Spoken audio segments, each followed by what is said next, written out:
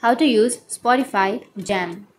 So if you want to use Spotify Jam, then first you need to open up your Spotify and make sure that you have a stable internet connection. Once you've opened your Spotify, now you just need to simply choose any song that you would like to jam.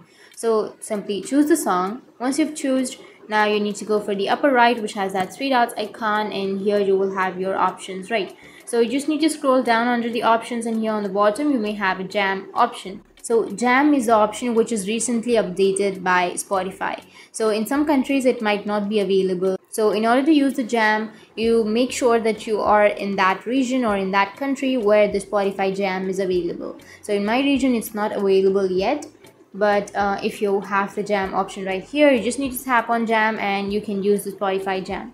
But if you don't have that option right here, you can simply go for the profile, which is on the upper left, and tap on settings and privacy. Under that, you can simply go for privacy and social, and here you will have the jam option, right? So here you will have the jam. Simply tap on jam and then you can turn on your jam and you can use your Spotify jam. So in order to use the jam, you just need to turn on your Bluetooth and bring your phones together and you can join the jam. So that's it, and if you have any questions, feel free to comment below. Thanks for watching.